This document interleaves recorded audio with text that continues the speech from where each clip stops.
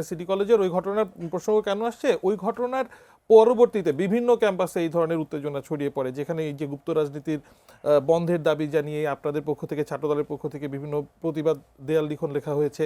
সাধারণ শিক্ষার্থীরা আবার সেটার প্রতিবাদ করে বিক্ষোভ করেছেন। এখন সাধারণ শিক্ষার্থীদের আন্দোলনে আমার প্রশ্ন যেটা যেটা তাদের নাম করে আদতেই যদি শিবিরের সদস্যরা এই আন্দোলনগুলো করে থাকেন, যেটা আপনারা বলে থাকেন, তাহলে কি ক্যাম্পাসগুলোতে সাধারণ শিক্ষার্থীরা নেই? আপনারা কিভাবে বোঝেন যে এরা সাধারণ শিক্ষার্থী আর এরা শিবির কর্মী? সবাইকে কেন শিবির কর্মী ট্যাগ দিচ্ছেন?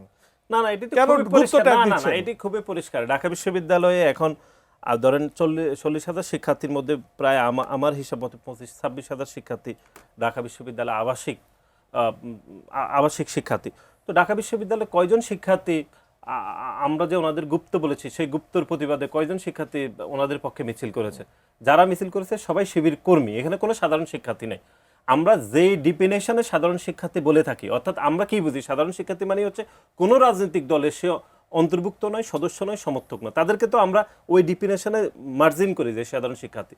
কিন্তু ওনাদের ব্যানারে যারা মিছিল মিটিং করেন তারা সবাই শিবির করে এবং সবার পদ পদবি রয়েছে, কিন্তু এটা ওনারা গুপ্ত রাখেন, মানে সাধারণ শিক্ষার্থী ব্যানার নিয়ে যারা আসছে তাদেরকেও বলছেন না না, এই তো এই যে সংকটটা এখানে, এই যে বিভিন্ন ক্যাম্পাসগুলোতে সাধারণ শিক্ষার্থীর নাম ব্যবহার করে যারা আন্দোলন সংগ্রাম করেছে, মানববন্ধন করেছে, পরবর্তী সময়ে তারাই বাইদের কমিটির সভাপতি, সাধারণ সম্পাদক হয়েছে। ওই অতীতের ওই অভিজ্ঞতার জন্য আপনারা ধরে নিচ্ছেন যে এরা আসলে ভবিষ্যতে শিবির হিসেবে আসবে? অভিজ্ঞতা না, এটি বাস্তব, এটি প্রমাণিত 100 ভাগ। সেজন্যই বলছি অভিজ্ঞতাটা অভিজ্ঞতা না, এটি প্রমাণিত প্রত্যেক জায়গায়। এটি বাইকে আমরা একদম সুনির্দিষ্টভাবে একদম প্রমাণ আমরা দিয়েছি বিভিন্ন গণমাধ্যমে। ঠিক আছে, এই বিষয়ে আমাদের কোনো সংশয় নেই, কোনো এমন না যে আমাদের এটি হচ্ছে অনুমানও না, একদম প্রমাণিত এটা।